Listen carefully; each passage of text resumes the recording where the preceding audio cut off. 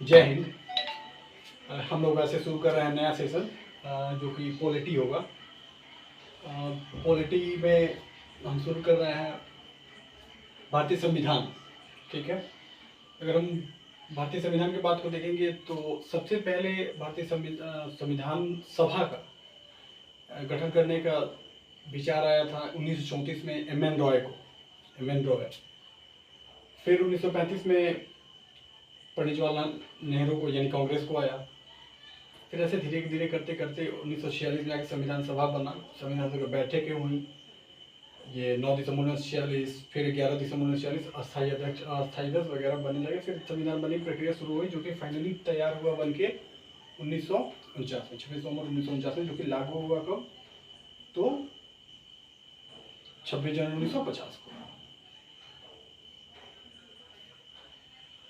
हमारे संविधान में टोटल 22 भाग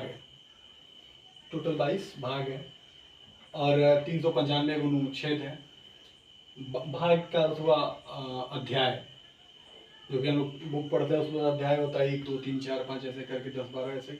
उसी प्रकार से हमारे संविधान में 22 भाग हैं और पॉइंट वाइज इसमें बिंदु 395, जिसको हम लोग अनुच्छेद कहते हैं। अनुच्छेद अर्थात आर्टिकल इंग्लिश में उसको बोलेंगे अनुच्छेद। और अनुसूची अगर देखेंगे तो अनुसूची को जो मूल संविधान था उसमें अनुसूची था 8, लेकिन जैसे जैसे संविधान में अन्य संशोधन होने लगे हैं तो इसकी संख्या हो गया 12, यानी मूल संविधान में 8 और बाद में जुड़ा कितना 12, तो टोटल अनुसूची 12।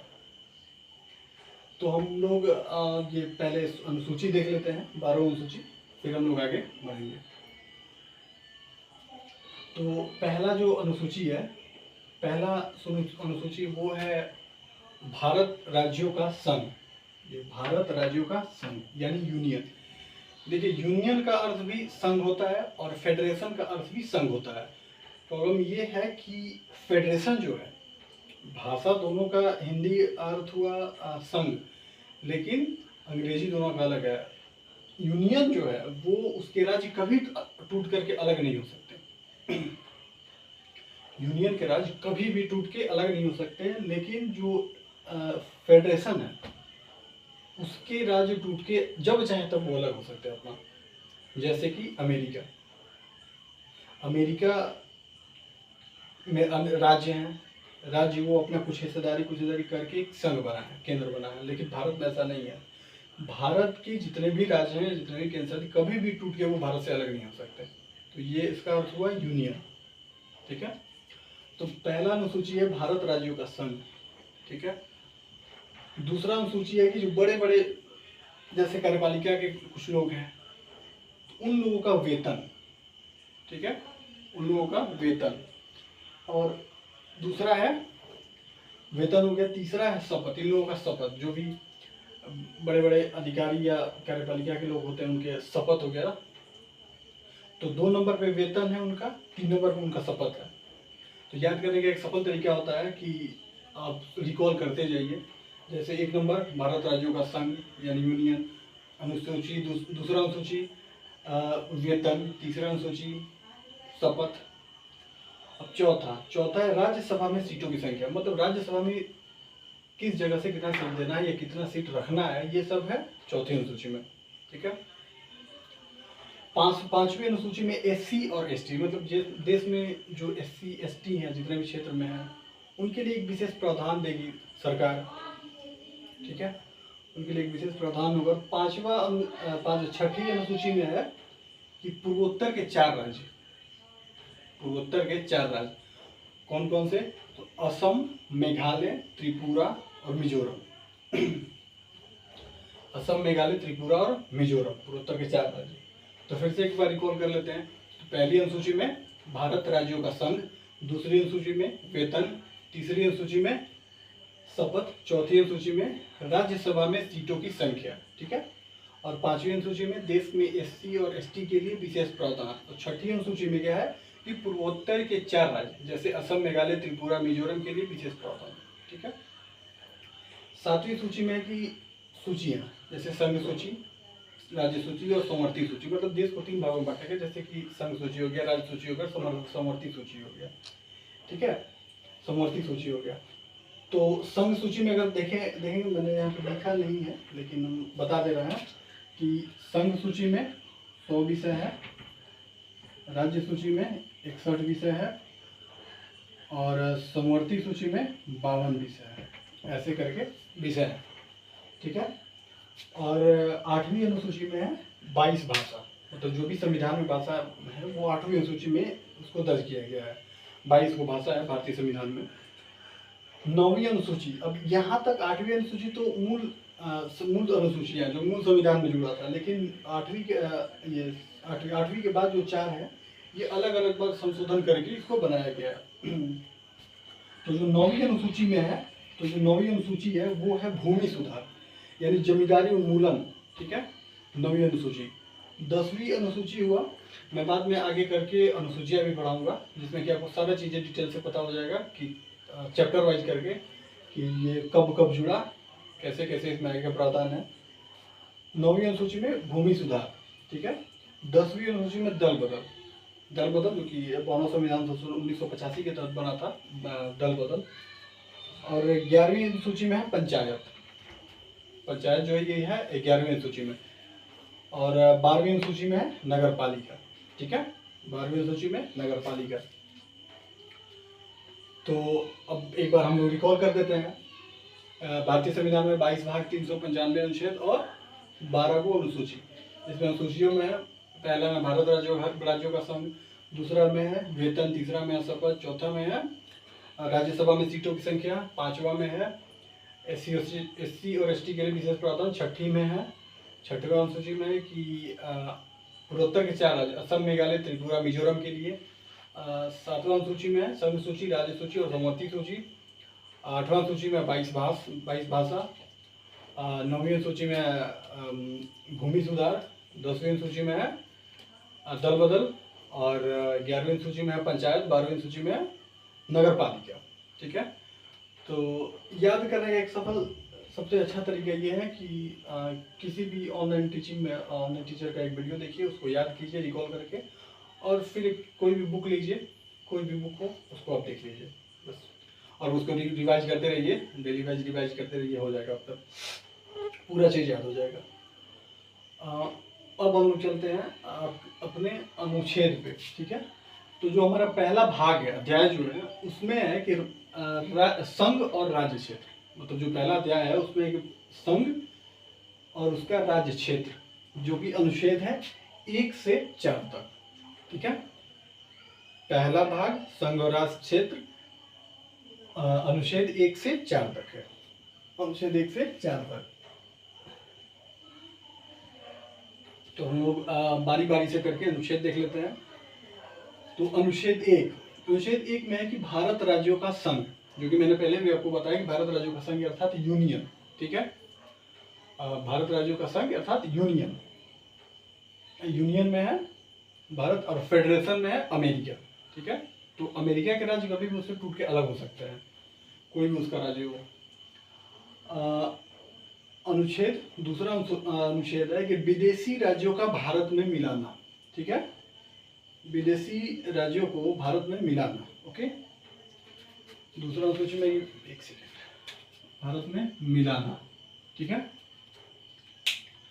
दूसरा अनुच्छेद भारत में मिलाना। तो पहला अनुच्छेद में क्या है, भारत राज्यों का संघ, दूसरा में है कि विदेशी राज्यों को भारत में मिलाना। जैसे सिक्किम को 16 मई 1975 को भारत में मिलाया गया था, सिक्किम को 16 मई 1975 में भारत में मिलाया गया था। और उसके बाद से आता है तीसरा अनुच्छेद। तो तीसरा अनुच्छेद में कि संसद भारत का किसी भी भारत का नाम या सीमा परिवर्तन कर, भारत के किसी भी राज्य का नाम तथा उसके सीमा में परिवर्तन कर सकती है, ठीक है।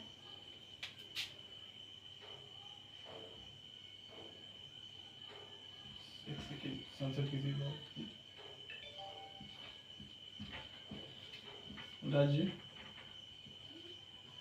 राज्य के नाम या सीमा में परिवर्तन कर सकती है, ठीक है। संसद किसी भी, मतलब भारत का किसी भी राज्य हुआ, सीमा हुआ, उसके नामों में परिवर्तन या सीमा में परिवर्तन कर सकती है। तो अनुच्छेद 1 हो गया कि भारत राज्यों का संघ, 2 हो गया कि विदेशी राज्यों को भारत में मिलाना, जैसे कि सिक्किम को 16 मई 1975 को भारत में मिलाया गया था, और तीसरा अनुच्छेद हो गया संसद किसी भी भारत के किसी भी राज्य को नाम या सीमा में परिवर्तन कर सकता है। ठीक है। चौथा अनुसूची ये है कि अनुच्छेद 1, 2, 3 में कोई भी परिवर्तन करना, मतलब ये तीनों अनुच्छेद जो है 1, 2, 3, इसमें कोई भी परिवर्तन करना हो तो आपको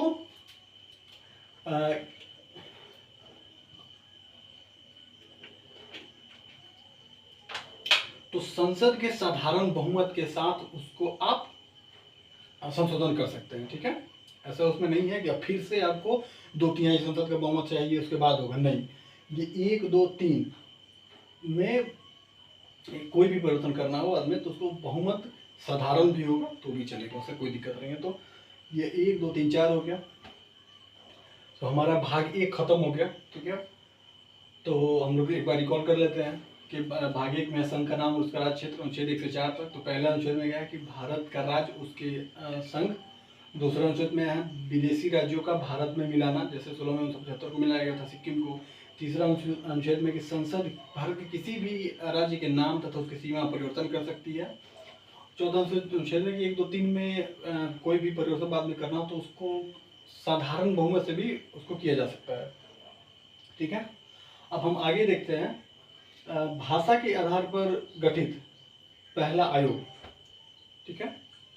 जब देश आजाद हुआ तो उसके बाद से अनेक क्षेत्र अपने अपने भाषा के आधार पर मांग करने लगे कि हमारे भाषा के नाम पर हमारा क्षेत्र हो, हमारे भाषा के नाम पर हमारा क्षेत्र हो, ऐसा करके। तो पहला आयोग था जो कि भाषा के आधार पर गठित पहला आयोग था एस्केधर आयोग। एस्केधर आयोग 1948 में बना था। तो ये तुरंत मना कर दिया कि नहीं, भाषा के आधार पर राज्य नहीं बन सकते, क्षेत्र नहीं बन सकते। ठीक है। लेकिन क्या हुआ कि जो मद्रास था, मद्रास में तेलुगु बहुल क्षेत्र जो था उसमें एक स्वतंत्रता सेनानी थे जो कि अनशन में बैठे और 56 दिनों के अनशन के बाद उनका देहांत हो गया, जिसके बाद मजबूरन आंध्र प्रदेश को भाषा के आधार पर पहला राज्य बनाया गया, जो कि 1 अक्टूबर 1953 को बना। ठीक है। तो भाषा के आधार पर बना पहला राज्य आंध्र प्रदेश, जो कि 1 अक्टूबर 1953 को बना। लेकिन अब आंध्र प्रदेश बना तेलुगु भाषा के लिए, तो अब कहा जाता है गांव में कि छुआ के छुआई लग गई, ऐसा कुछ कहा जाता है कि इसको छुआ तो हमको भी छुआ, हमको छुआ तो उसको भी छुआ, ऐसे करके तो बनने लगा। अब सभी क्षेत्र अपने अपने भाषा के आधार पर राज्य गठन करने के लिए मांग करने लगे। ठीक है। जब मांग करने लगे तब एक अलग आयोग बना। 1900 सरकार ने एक अलग आयोग बनाया 1953 में, जो इसका नाम था फजल अली आयोग, क्योंकि 1953 में बना, 1956 में अपना रिपोर्ट दिया। फजल अली आयोग 1953 में बना और 1956 में अपना रिपोर्ट दिया। और इस फजल अली आयोग ने कहा कि 14 राज्य और 6 केंद्र शासित प्रदेश बनेंगे। ठीक है। भारत में 14 राज्य और 6 केंद्र शासित प्रदेश बनेंगे। ठीक है। तो उसके बाद से ये क्षेत्र बन गया। देखिए समस्याएं आ गई थी, देश जब आज़ाद हुआ था तो उस समय समस्याएं आ गई थी। समस्या ये आया था कि उस समय जब देश आज़ाद हुआ तो देसी रियासत थे। ठीक है। 552 देसी रियासत थे। तो उसमें ये कहा गया कि अंग्रेजों ने ये तय किया कि या तो ये भारत में रह सकते हैं या तो ये पाकिस्तान में रह सकते हैं, ये चाहें तो अपना स्वतंत्र भी रह सकते हैं, अपना अलग देश बनाकर रह सकते हैं। ऐसा विकट परिस्थिति आ गया था देश के पास कि अगर वो चाहे तो पाकिस्तान में मिल के रह सकता है, भारत में रहना चाहे तो भारत में मिल के रह सकता है, या अपना देश बना सकता है। अब ये समस्या अलग थी क्योंकि ये भारत के अलग अलग क्षेत्रों पे थे ये सब राज्य, देसी रियासत। तो ये 3 लोगों को ये जिम्मेवारियां मिली, सरदार वल्लभ भाई पटेल को, वीपी मेनन को, माउंटबेटन को। ठीक है। 3 लोगों को ये सब जिम्मेदारियां मिली कि आपको ये जितने देसी रियासत हैं इनको भारत में मिलाना है। तो 552 को, अब 549 को तो देसी रियासत जो थे वो भारत में मिल गए। 549 देसी रियासत थे जो कि भारत में मिल गए। विशेष भूमिका सरदार वल्लभ भाई पटेल का, जो कि उन्होंने भारत में मिला लिया। लेकिन 3 देसी रियासत है जो कि नहीं मिले। 3 देसी रियासत थे जो कि भारत में नहीं मिले।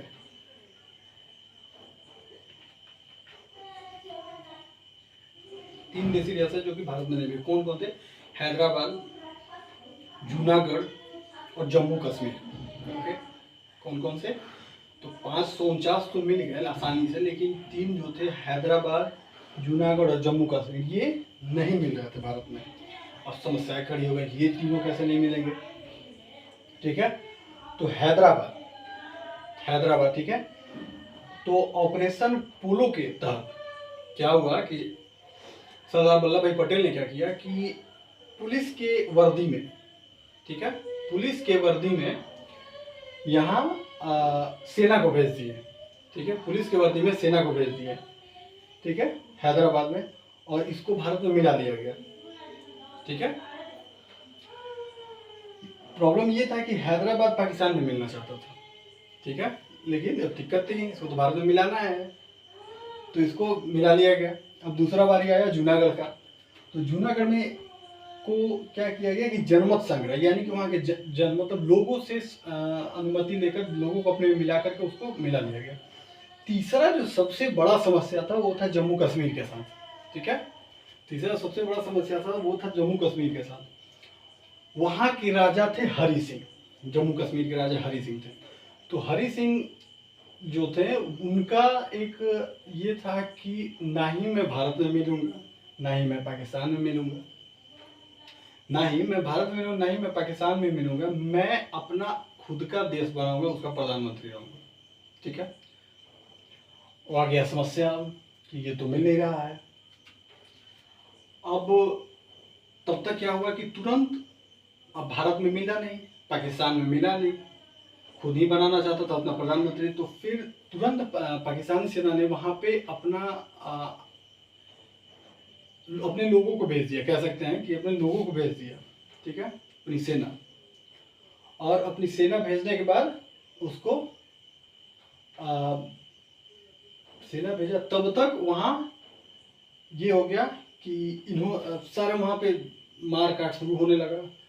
फिर हरि सिंह ने यहाँ पे जवाहरलाल नेहरू को आया खबर कि हमें सपोर्ट की ज़रूरत है। तो जवाहरलाल तब तक तुरंत ये सरदार वल्लभ भाई पटेल ने कहा कि अभी रुकिए, शांत रहिए, हम लोग चलेंगे। और वो उससे पहले पूछिए कि वो भारत में मिलेगा कि नहीं। अगर मिलेगा तब तो ठीक है, नहीं मिलेगा तो जाए। मिलेगा, अगर भारत में मिलेगा तो ठीक है, नहीं तो जाए अपना। तो फिर अंततः ये हरि सिंह ने भारत में मिलने का ये वादा किया और भारत में मिले। तो इस तरह से हैदराबाद, जूनागढ़, जम्मू कश्मीर तीनों भारत में मिले। तो पूरी तरह से 552 देसी रियासत ये पूरी तरह से भारत में मिल गए। ठीक है, तो अब नेक्स्ट वीडियो में बाकी भाग जो है उसको हम लोग देखेंगे। Thank you.